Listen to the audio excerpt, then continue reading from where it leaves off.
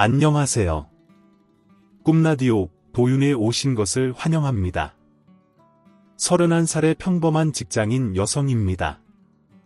많은 사람들은 30살을 굉장히 특별한 나이로 생각합니다. 30살을 인생의 전환점으로 보는 경우도 많죠.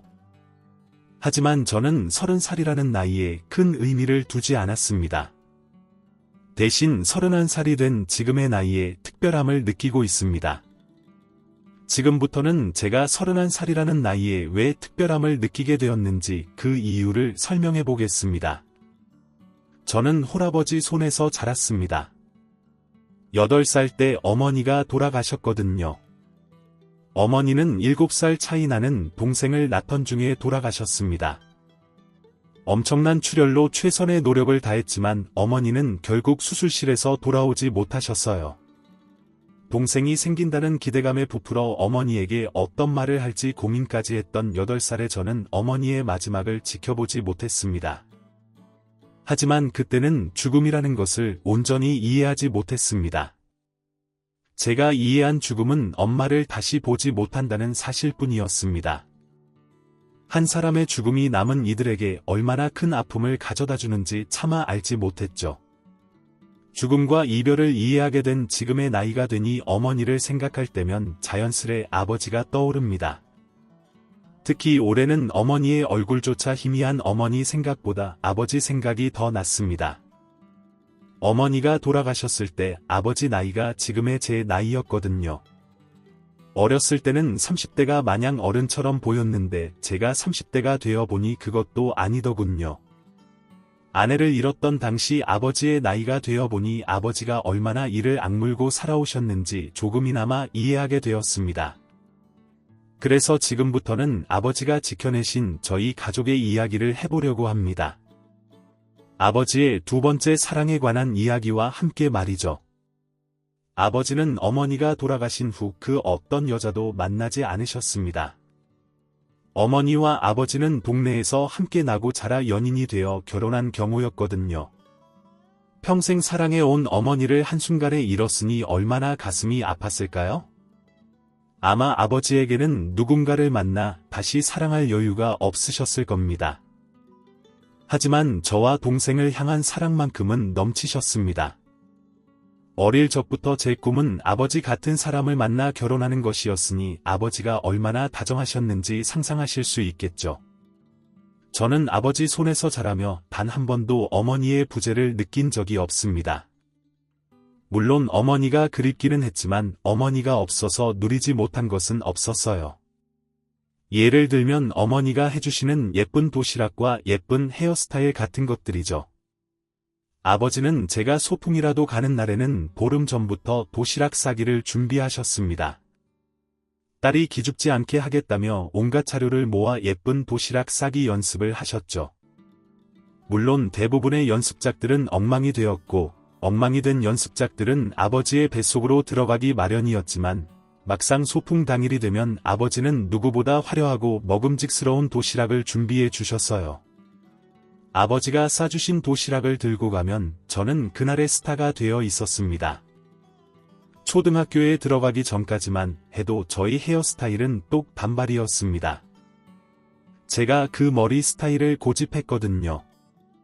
그런데 학교에 들어가 보니 긴 머리를 예쁘게 묶은 친구들이 참 많더라고요. 그때부터 저는 머리를 자르지 않았습니다.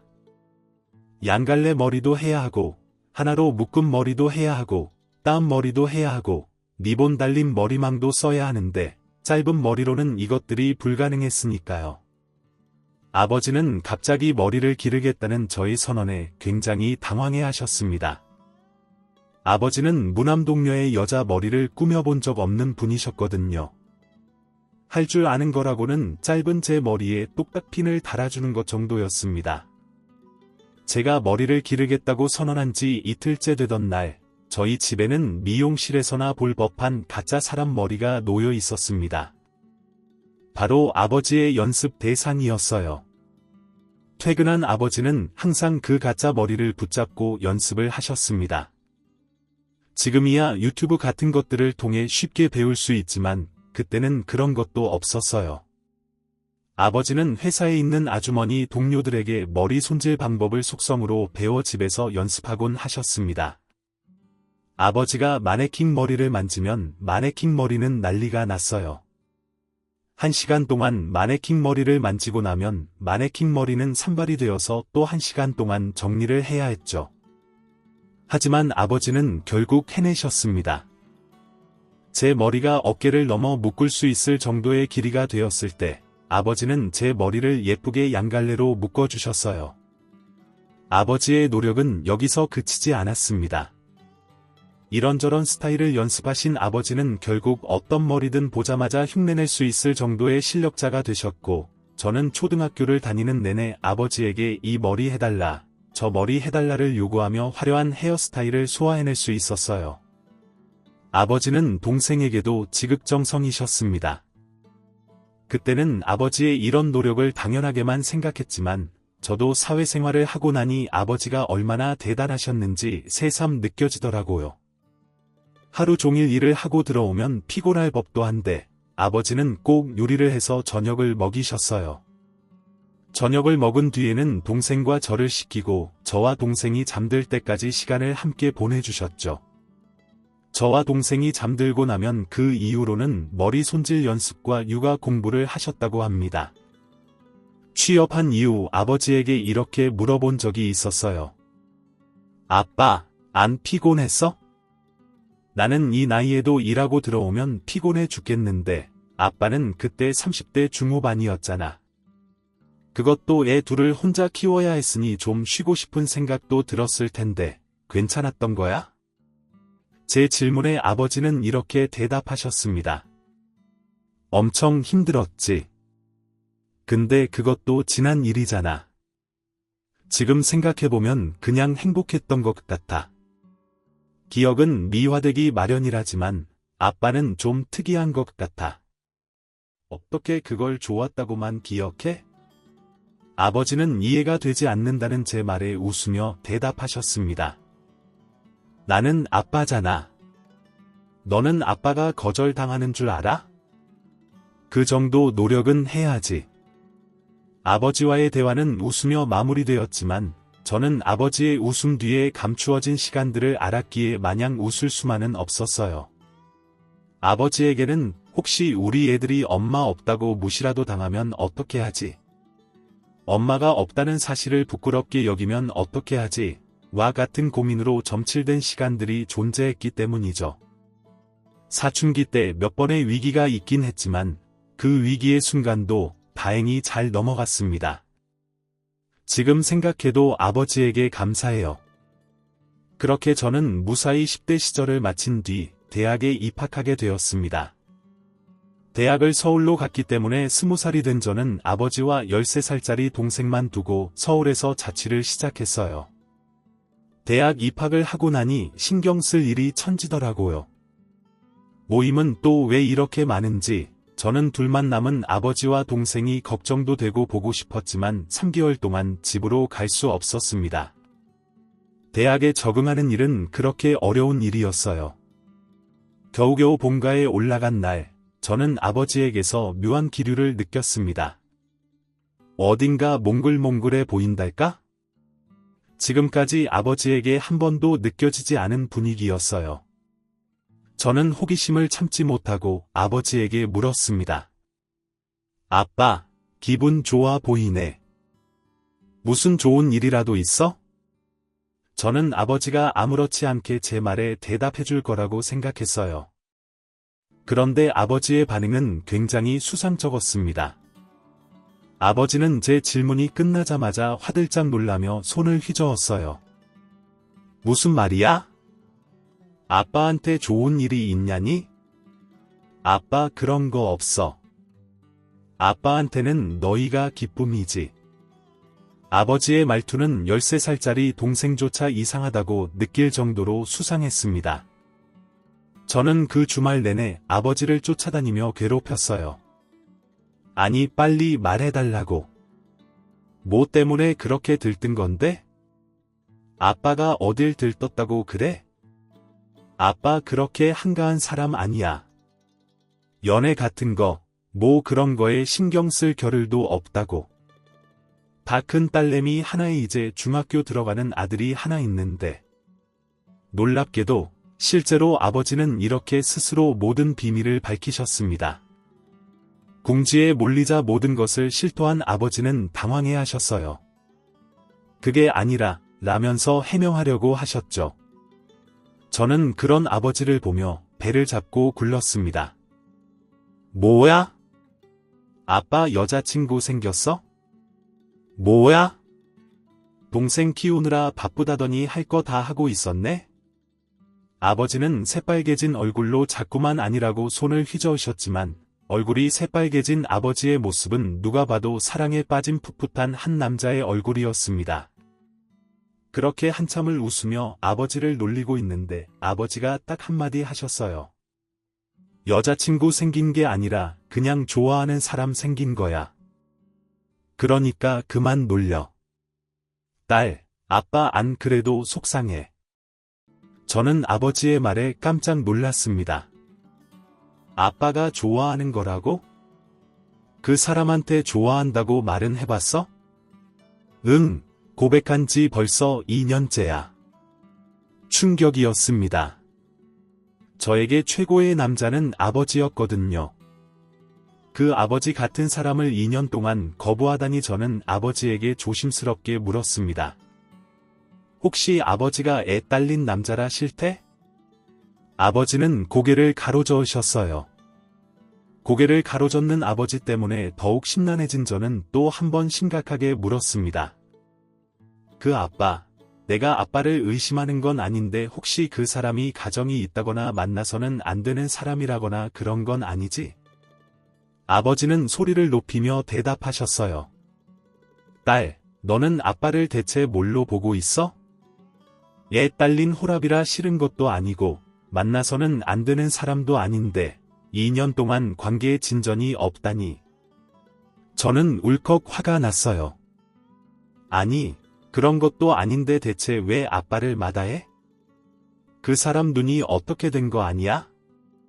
아빠, 그 사람은 남자 볼 줄 아는 눈이 아예 없네. 그런 사람은 잊어버려.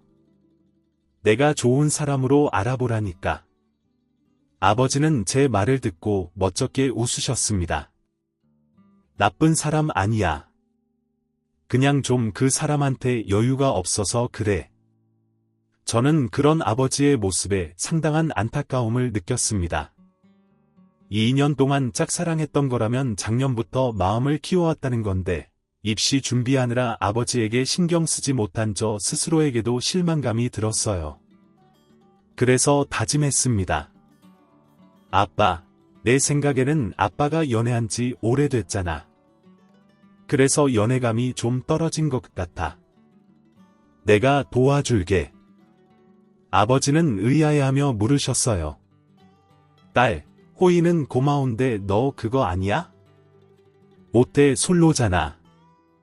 전국을 찌르는 아버지의 말에 저는 주춤했지만 당당하게 말했어요. 그래도 여자 마음은 여자가 잘 아는 거야. 그리고 나 공부 잘하는 거 알지? 내가 학교 공부만 열심히 한 것 같아? 걱정 마, 아빠. 나만 믿어. 아버지를 겨우 설득한 저는 아버지를 앉혀둔 후 아버지가 짝사랑한다는 분에 대한 정보를 물었습니다. 나이 차이는 얼마나 나? 아빠랑 별로 차이 안 나지?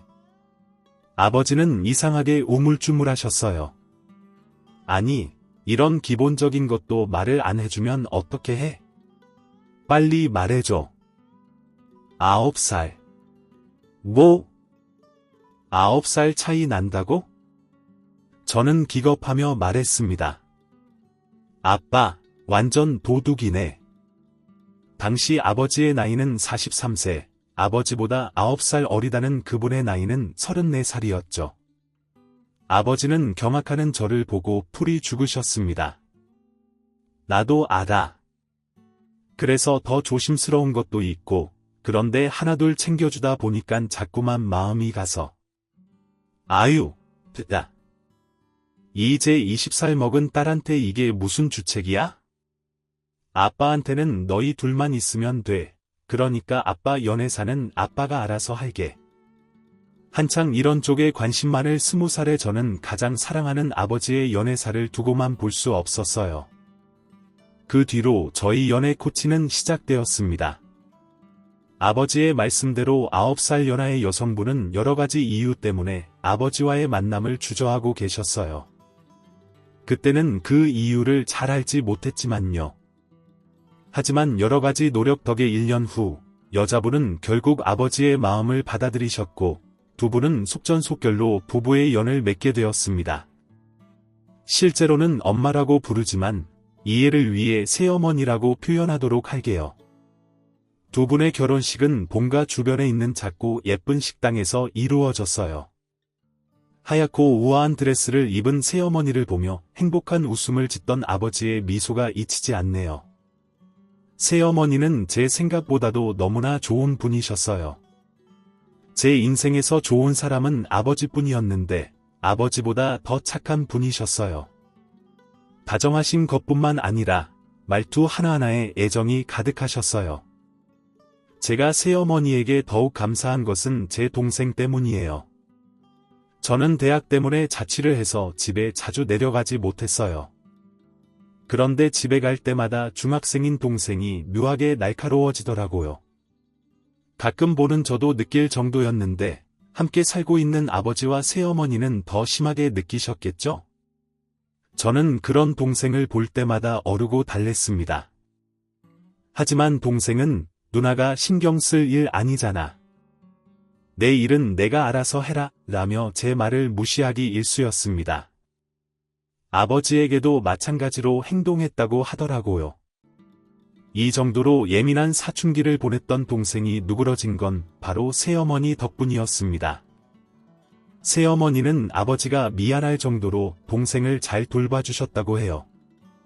예민하게 구는 이유가 아버지의 재혼 때문은 아니었던 동생은 그런 새어머니의 진심 어린 행동에 조금씩 마음을 열기 시작했고, 나중에는 마음속 깊은 데 있는 고민도 털어놓을 정도로 새어머니와 관계가 가까워졌다고 합니다.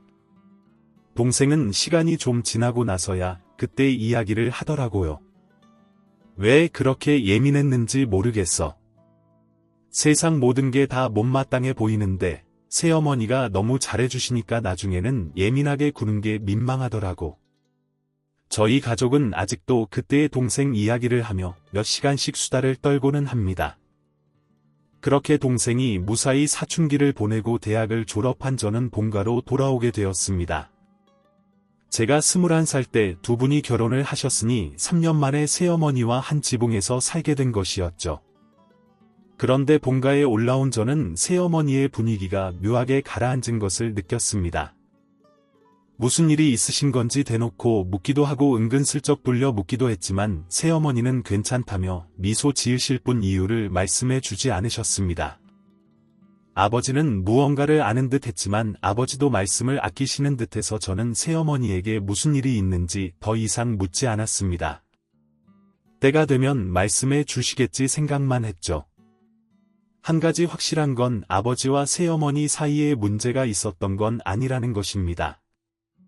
그렇게 저는 제가 할 수 있는 선에서 새어머니를 챙겨드렸어요. 취업 준비차 본가에 있는 것이었기 때문에 면접을 보러 서울에 다녀올 때마다 새어머니가 좋아하시는 디저트류도 사다 드린다든지 아버지가 주말에 출근하시면 적적한 새어머니의 말동무가 되어 드렸죠. 하지만 새어머니의 어두운 기색은 사라질 기미가 보이지 않았어요. 저와 함께 있을 때면 환하게 웃으시다가도 방으로 들어가시면 조용히 한숨을 내쉬곤 하셨거든요. 새어머니에게 벌어진 일을 알게 된 것은 아주 우연한 계기였습니다. 취업 준비를 비롯해 독립 준비를 하느라 가족관계 증명서가 필요한 날이었어요. 제 가족관계 증명서를 출력해 제출했는데 제 기준 가족관계 증명서가 아니라 부모님 기준의 가족관계 증명서도 필요하다고 하더라고요. 자식들은 떼어볼 수 있다기에 급했던 저는 동사무소로 가서 해당 서류를 발급받았습니다. 그런데 저는 가족관계 증명서를 잘못 발급받은 줄 알았어요. 저 이거 잘못 나온 것 같은데요. 서류를 발급해준 직원은 그럴 리 없다는 듯 말했습니다. 그럴 리가요?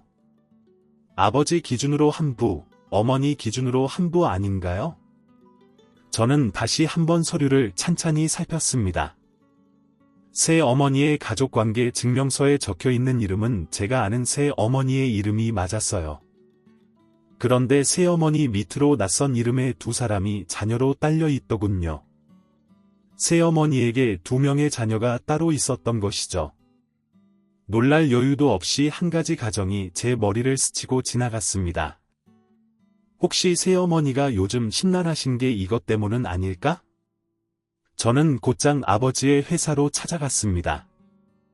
급한 호출을 받고 나온 아버지는 제 손에 들려있는 가족관계 증명서를 보고는 올게 왔다는 표정이었습니다. 아빠는 다 알고 결혼한 거지. 아버지는 고개를 끄덕이셨고 그동안 저에게 차마 말하지 못했던 이야기들을 하나둘 꺼내놓으셨습니다.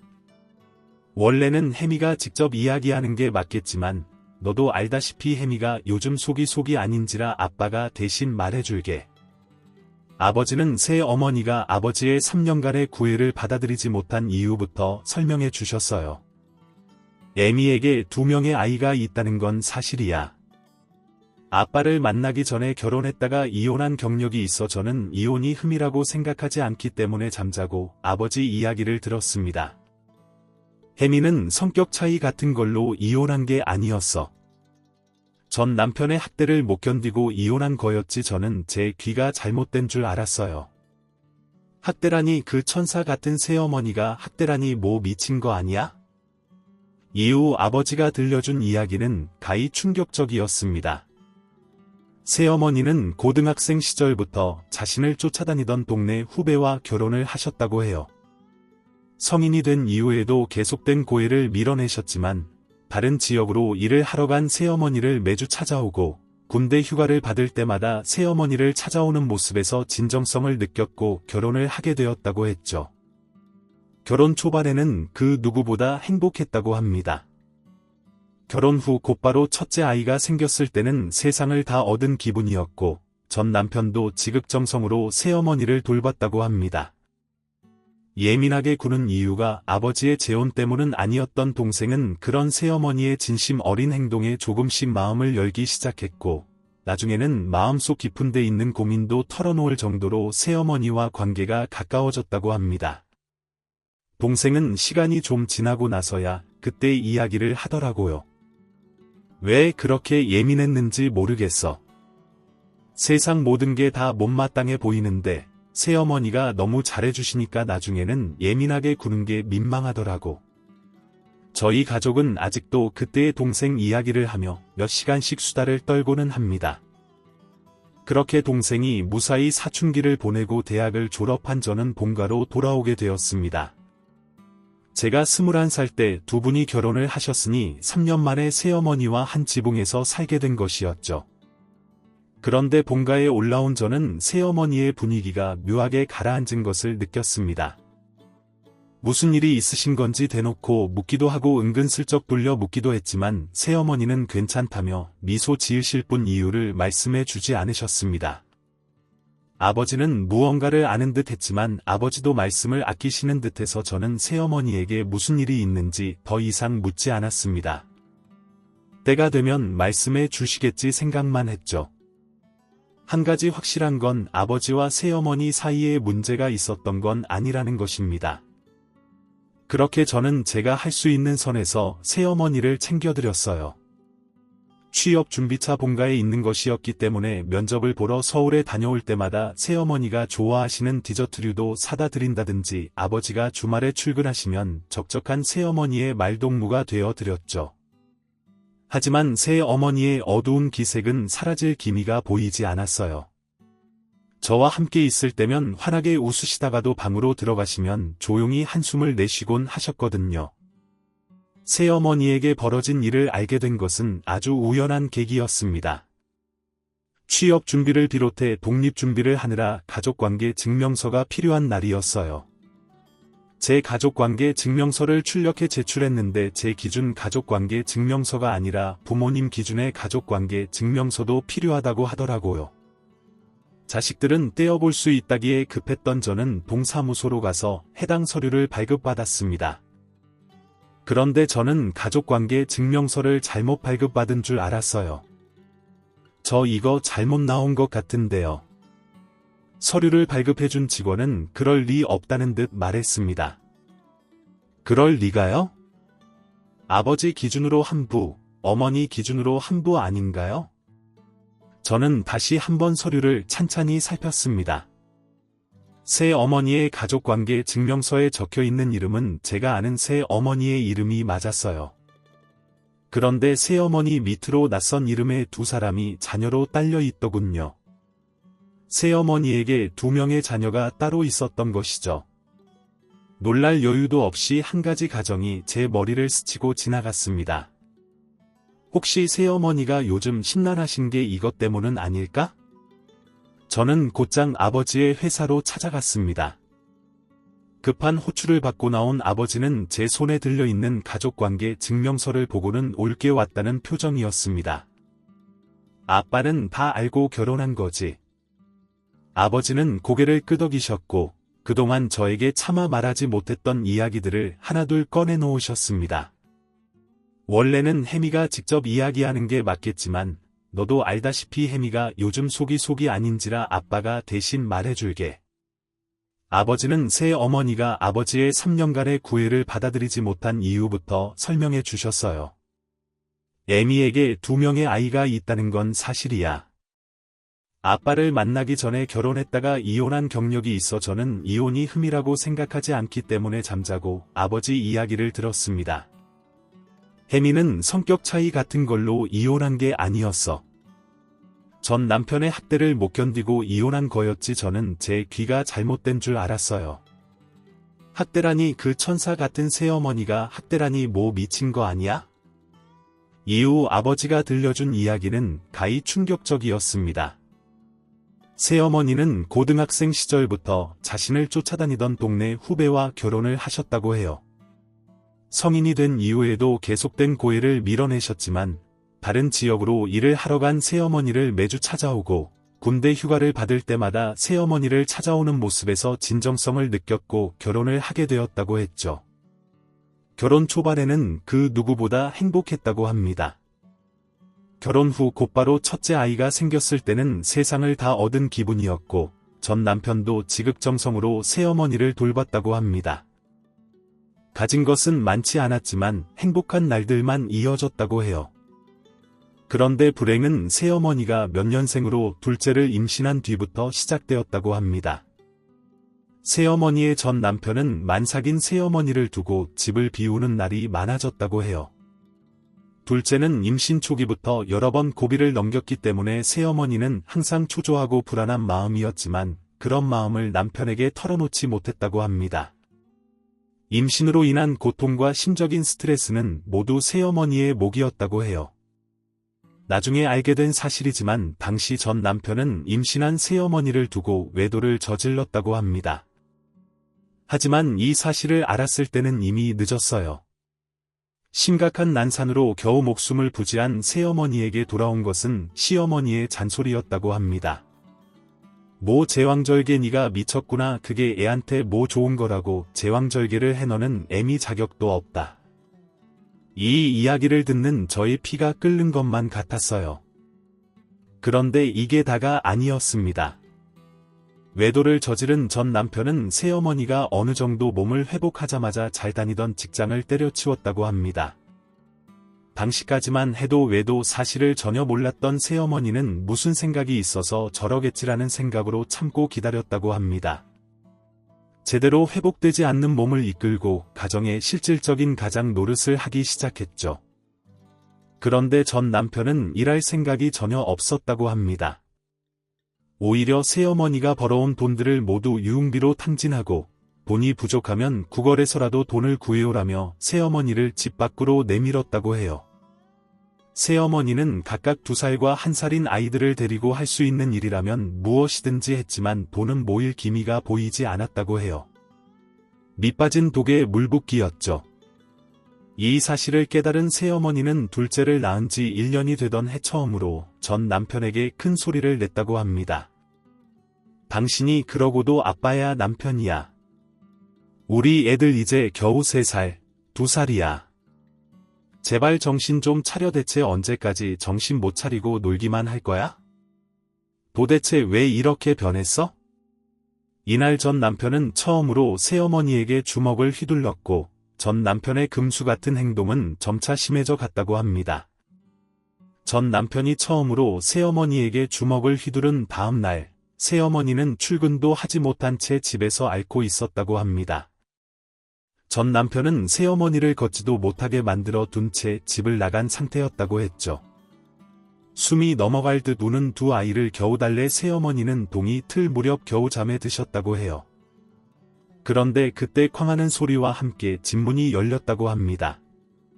새어머니는 잔뜩 겁에 질린 채 문을 보았고 활짝 열린 문 밖에는 시어머니와 전 남편이 서 있었다고 해요.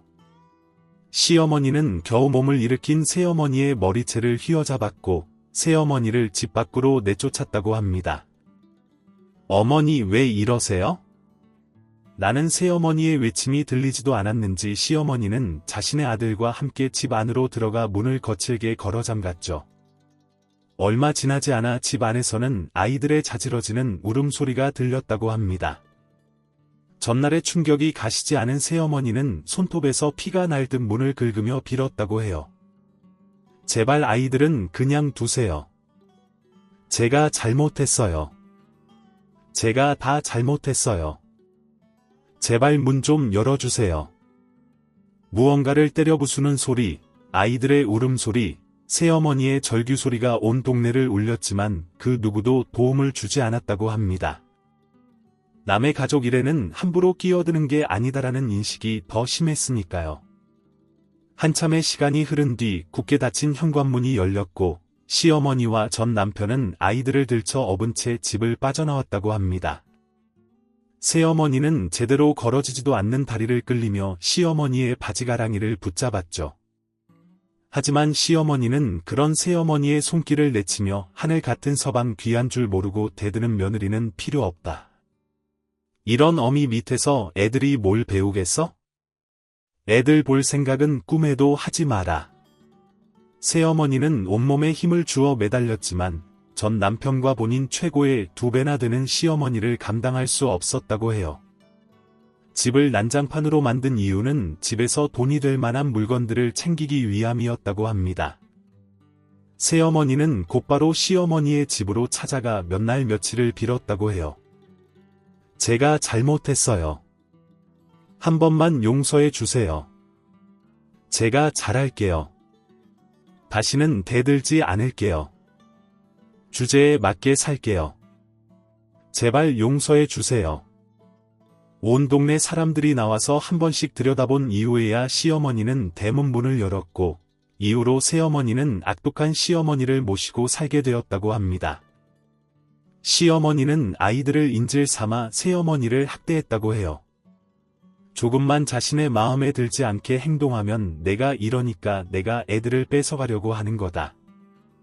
너 이 집에서 쫓겨나고 싶니? 그러면 애들 다시는 못 볼 텐데 아이들을 잃어버릴 수도 있다는 공포감은 새어머니가 정상적인 사고를 하지 못하게 만들었고 새어머니는 그렇게 시어머니와 전 남편의 수족이 되어 놀아나기 시작했어요. 시어머니와 전 남편의 요구사항은 점점 심각해졌다고 합니다. 내가 애 봐주지 않니 나가서 돈이나 벌어와. 시어머니는 전 남편 때문에 팔이 부러진 새어머니를 보고도 개의치 않아 하며 일을 보냈다고 합니다. 그래서 지금도 새어머니의 팔은 약간 뒤틀려 있습니다. 치료를 너무 제대로 받지 못한 탓이었죠. 그렇게 지독한 학대는 2년 동안 이어졌다고 합니다. 지금의 저보다 3살이나 어렸던 28살의 새어머니는 어느 날 대로를 지나는 차들을 보며 이런 생각을 했다고 해요. 그냥 저기에 뛰어들어 버릴까? 아니 물에 뛰어드는 게 더 확실할 수도 있겠다. 새어머니는 자신도 모르는 사이에 근처의 강으로 발걸음을 하고 있었다고 해요. 정차 없이 텅 빈 눈으로 걷던 새어머니를 깨운 건 누군가가 데리고 나온 아이의 울음소리였습니다.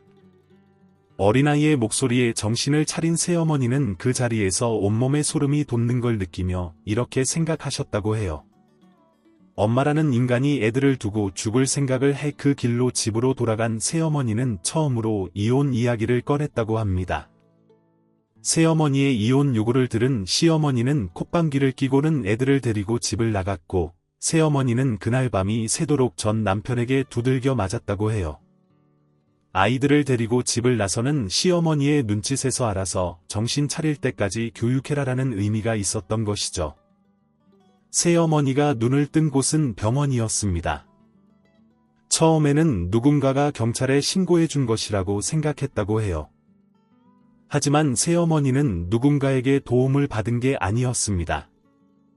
혼절한 새어머니가 평소와 다르게 시간이 지나도 눈을 뜨지 않자 초조해진 남편이 직접 구급대를 부른 것이었죠. 누가 봐도 폭행을 당한 정황이 확실했지만 새어머니는 어떤 도움도 기대할 수 없었다고 해요. 경찰에 신고해야 하는 거 아니야? 집에서 부부간에 있었던 일이잖아. 신고해봤자 일걸. 그래, 지난번에 똑같이 실려온 와이프한테 사람들이 했던 말 기억 안 나? 부부싸움 한 번 거하게 했나 보내라고 하고 말았잖아라는 말을 들었기 때문이었죠. 그렇게 새어머니는 더 이상 누군가의 도움을 기대하지 않게 되었고, 지옥 같은 상황에서 벗어나는 것을 포기하게 되었다고 합니다. 그런데 시어머니와 남편의 성화에 제대로 회복되지 못한 몸을 이끌고 퇴원을 준비하는 그때 결혼과 동시에 연락이 끊겼던 새어머니의 부모님이 찾아왔다고 해요. 굉장히 보수적인 집안의 어른들이었던 새어머니의 부모님은 출가 외인이라는 말을 입에 달고 사는 분들이었고, 결혼하는 딸에게 이 집은 이제 네 집이 아니야. 너는 출가 외인이니 남편에게 복종하고 시부모를 잘 모셔야 한다. 그래야 우리 가족들이 잘 되고 내 동생들이 잘 되는 거야, 알겠니? 라는 말을 하셨다고 하죠. 새어머니는 평생 동안 결혼한 여자는 출가외인이라는 말을 듣고 살았기 때문에 그 말에 별다른 위화감을 느끼지 못했다고 합니다. 그냥 그게 맞는가 보다라고 생각했다고 하죠. 그래서인지 새어머니는 자신을 찾아온 부모님의 반응에 너무나 놀랍다고 해요. 둘째가 태어난 후로 한 번도 얼굴을 본 적이 없었기 때문이었다고 합니다. 평생 동안 딸에게 출가외인 이야기를 한 새어머니의 부모님들도 온몸에 붕대를 칭칭 감고 있는 새어머니의 모습에 적잖은 충격을 받으셨다고 해요. 딸에 대한 애정이 없는 것은 아니었는지 그냥 두면 너가 죽겠다며 적극적으로 이혼을 밀어붙이셨다고 하죠. 새어머니는 이미 시어머니와 전 남편에게 세뇌를 당한 상태였기 때문에 친정 부모님의 이혼 추진을 막으셨지만 처음으로 눈물을 보이는 친정 어머니의 애원에 이혼을 선택했다고 합니다. 전형적인 감각양약이었던 시어머니와 전 남편은 새어머니의 부모님에게 입도 뻥긋하지 못했다고 해요. 그렇게 시어머니는 죽을 고비를 넘기고 나서야 전 남편과 이혼할 수 있었다고 합니다. 하지만 한 가지 불행이 남아 있었어요. 바로 아이들의 양육권이 전 남편에게 넘어갔던 것이죠. 시어머니와 전 남편은 새어머니가 가정에 충실하지 않고 아이들을 제대로 돌보지 않았다는 말도 안 되는 소리를 짓거렸다고 합니다. 새어머니는 그동안 가정을 실질적으로 먹여 살린 사람이 자신이라는 것에 양육권을 가져올 수 있으리라 믿었다고 해요. 하지만 새어머니가 병상에 누워있는 동안 모든 재산은 시어머니와 전 남편 앞으로 돌아간 지 오래였고, 경제권이 없다는 이유로 새어머니는 아이들의 양육권을 빼앗겼다고 합니다. 억울함을 호소했지만 힘없는 새어머니의 말에 귀 기울여주는 사람은 없었어요. 아이들을 데려오지 못했기 때문에 이혼을 했어도 시어머니는 그 악마 같은 모자에게서 자유로울 수 없었습니다. 전 남편은 아이들의 양육비를 무기로 자신의 유흥비를 뜯어냈다고 해요. 새어머니는 그 인간에게 돈을 주지 않으면 아이들이 굶어 죽을 수도 있다고 생각했기 때문에 전 남편의 요구를 거부할 수 없었다고 합니다. 아이들을 앞세워 새어머니를 착취하던 그들의 요구는 점차 그 정도를 넘어갔어요. 어느 순간부터 감당할 수 없을 정도의 요구가 계속되자 새어머니는 그들의 요구를 처음으로 거절했다고 합니다. 애들한테 필요하다고 해서 보내준 돈이 지금까지 어디로 들어갔는지 내가 모를 것 같아. 자꾸 이런 식으로 나오면 나도 가만히 있지 않을 거야. 그동안 당신한테 양육비 명목으로 송금한 내역 다 가지고 있어. 더 이상 애들을 무기로 말도 안 되는 요구하지 마. 아이들 걱정에 덜덜 떨리는 목소리를 애써 감춘 새어머니가 말을 겨우 마친 후에도 전 남편은 묵묵부답이었다고 합니다. 그렇게 전 남편과의 통화가 끊어진 후 남은 건 새어머니를 향한 아이들의 원망이었어요. 새벽녘 아이들에게서 전화가 왔고 너무나 오래간만에 하는 통화에 새어머니는 기쁨을 감추지 못했다고 합니다. 그런데 기쁜 목소리로 자신들의 안부를 묻는 새어머니에게 아이들은 너무나 차가운 목소리로 이렇게 말했어요. 엄마, 엄마는 우리를 버린 거지. 말도 안 되는 소리에 새어머니는 소리쳤습니다. 무슨 말이야? 엄마가 너희를 버리기는 왜 버려? 언젠가 엄마가 너희를 찾아올 거야. 엄마가 열심히 준비하는 중이야. 그러니까 하지만 아이들은 새어머니의 목소리에 귀를 기울이지 않았습니다. 됐어. 이미 아빠랑 할머니한테 얘기 들었어. 엄마는 더 이상 우리를 신경 쓰지 않는다고. 내 자식 아니니까 버리든지 키우든지 알아서 하라고. 말도 안 되는 이야기였습니다.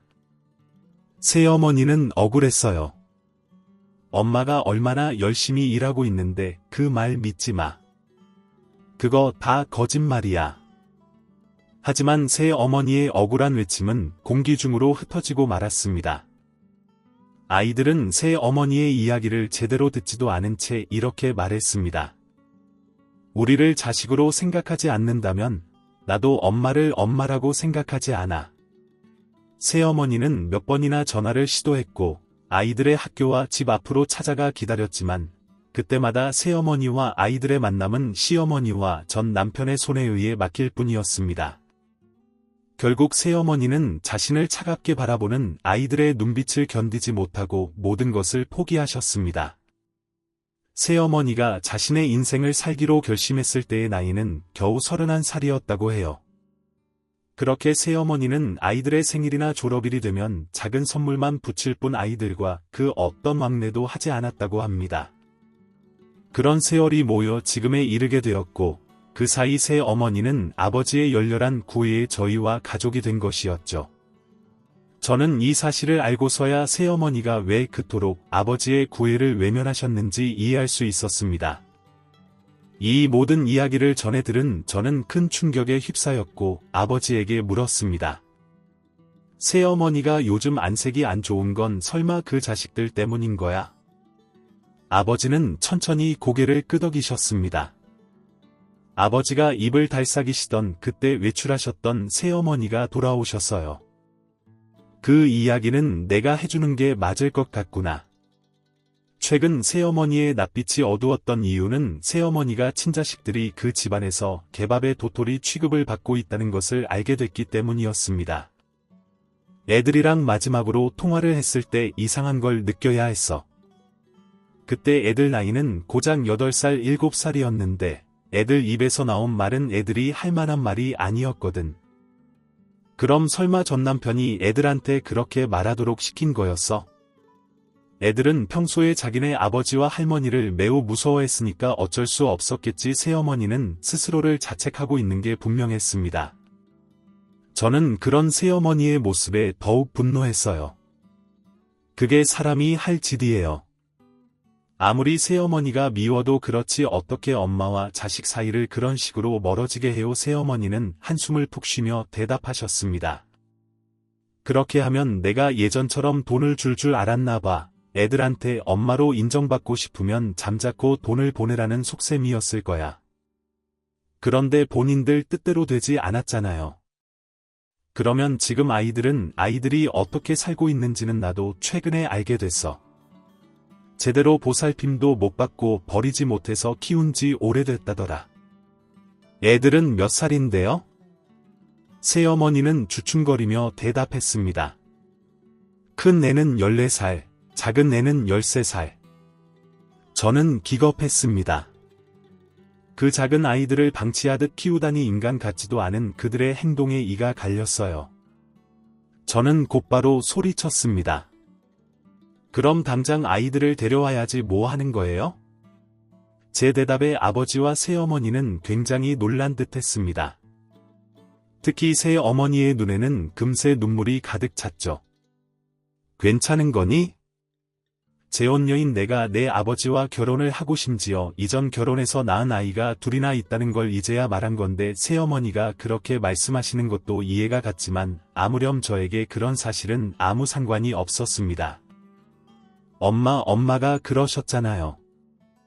가족이라면 어떤 허물이라도 보듬어 줄 알아야 한다고. 제가 엄마 손에서 자라면서 배운 건 그거였어요. 피가 섞이지 않았더라도 엄마는 제 엄마예요.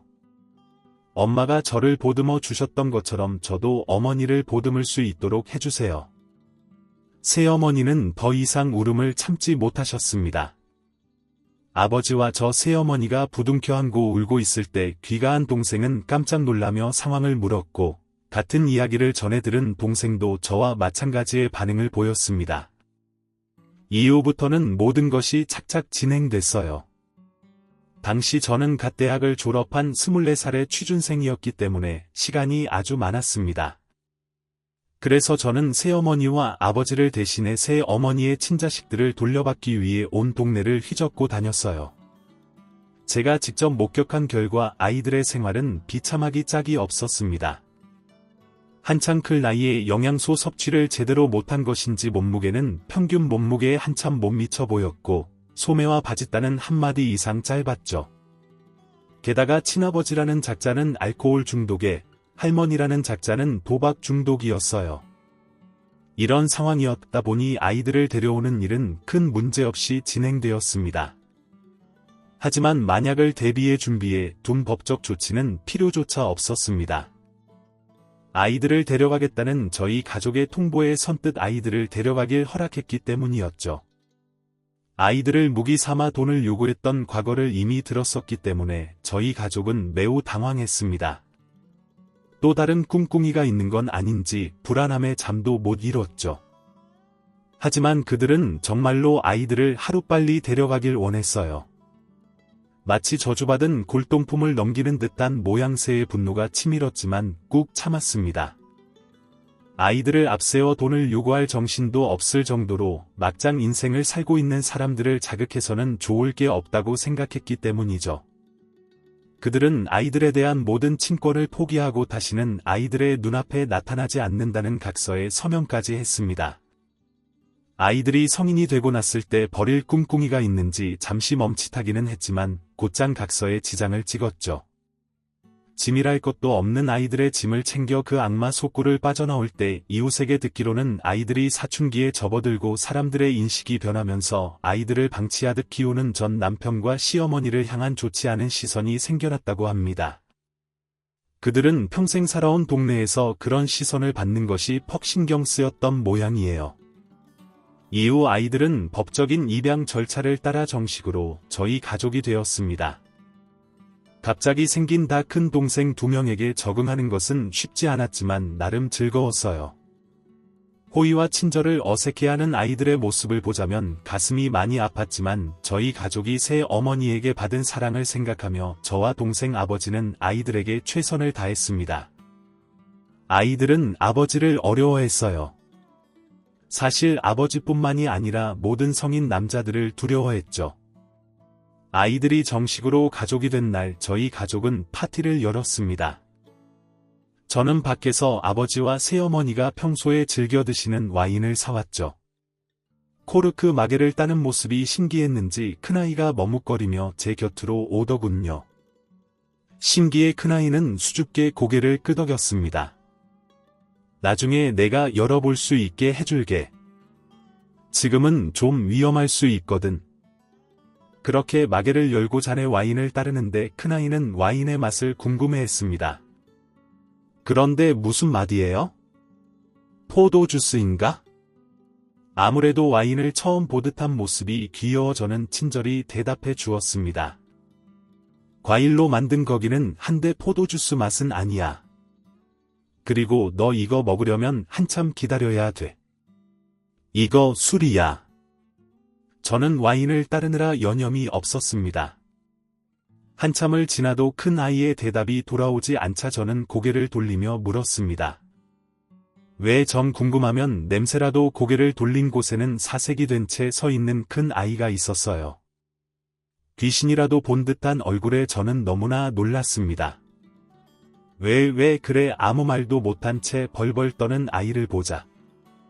저는 그 이유를 알아챌 수 있었습니다. 아이는 술을 마시고 패약질을 부리는 친부의 행동을 보고 자랐기 때문에 술이라는 존재에 막연한 공포심을 가지고 있는 것이었어요. 제가 어찌할 바를 모르고 아이를 달래고 있던 그때 새어머니가 외출하셨던 아버지가 집으로 돌아오셨습니다. 아버지는 제 설명을 다 듣지도 않고 모든 상황을 파악하셨어요. 큰아이가 경기를 일으킬 정도로 술을 무서워한다는 것을 안 아버지는 곧바로 와인을 싱크대에 부어버리셨습니다. 그리고 큰아이를 향해 이렇게 말씀하셨습니다.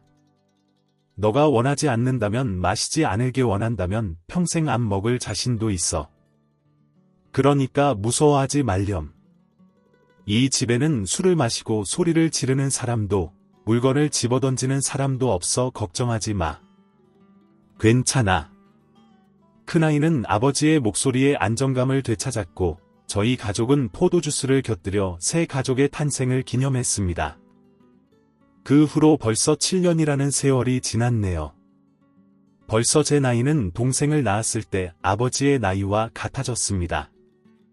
저는 31살이, 둘째 동생은 24살이, 셋째 동생은 21살이, 막내는 20살이 되었습니다. 올해는 막내가 성인이 되는 해였어요. 그리고 우리나라에서 제일 가는 대학에 입학하기까지 했죠. 12월 31일에서 1월 1일로 넘어가던 새벽, 저희 가족은 처음으로 함께 술잔을 기울였습니다. 제 동생들은 더 이상 술을 무서워하지 않습니다. 성인 남자를 두려워하지도 않아요. 몇 주 전에는 저와 아버지의 생일 파티가 있었습니다. 아버지와 저는 같은 달 생일이기 때문에 함께 생일을 챙기거든요. 함께 저녁 식사를 하고 있는데 막내가 우물쭈물하며 작은 상자 2개를 꺼냈습니다. 기대하지 않은 선물에 놀란 마음으로 상자를 열어보니 그곳에는 작은 지갑과 넥타이가 담겨 있었습니다. 막내가 저희 모르게 과외를 하며 번 돈으로 저와 아버지의 생일 선물을 산 것이었어요. 괜히 눈물이 나더라고요. 저를 누나라고 못 부르던 아이가 어느새 이렇게 커서 선물을 준비해주는 모습이 감격스러웠습니다. 열심히 일했을 텐데 사고 싶은 거 살 때 쓰지 뭐 이런 걸 준비해서. 소중하게 선물 받은 지갑을 쓰다듬는 책의 막내는 이렇게 말했습니다. 누나는 한 번도 내 생일을 그냥 넘어간 적이 없잖아. 내가 직접 돈을 벌어보니까 알겠더라. 아무리 고생해서 번 돈이어도 사랑하는 사람에게 쓰는 건 아깝지 않아. 감동적인 동생의 말에 일렁이는 분위기를 깨뜨린 건 다름 아닌 셋째였습니다. 나도 준비했지. 셋째는 호기롭게 자신이 준비한 선물을 꺼냈습니다. 저를 위한 향수와 아버지를 위한 등산화였어요. 뭘 이런 걸 준비했어? 라는 말에 셋째는 조용히 대답했습니다. 고마워 누나. 그 다음으로 셋째는 아버지에게 말했어요. 감사해요. 아빠. 셋째와 막내는 고마워요. 엄마 고마워 형이라는 감사 인사를 한 사람 한 사람에게 전했습니다. 눈물 많은 저희 가족 덕에 그날 생일 파티는 또다시 눈물바다가 되었습니다. 저희는 누가 뭐래도 가족입니다. 서로에게 모든 것을 내어주게 되더라도 전혀 아깝지 않은 그런 가족이요. 제 사연은 여기까지입니다. 긴 이야기를 들어주시고 소개해 주셔서 감사합니다. 마지막으로는 가족들에게 한 번 더 고마움을 전달하고 싶네요. 아빠가 내 아빠라서, 엄마가 내 엄마라서, 너희가 내 동생들이라서 너무나 행복해. 다들 고마워요. 그리고 사랑합니다. 지금까지 사연 들어주셔서 감사합니다. 사연이 재밌으셨다면 구독과 좋아요를 눌러주세요. 감사합니다. 안녕히 계세요.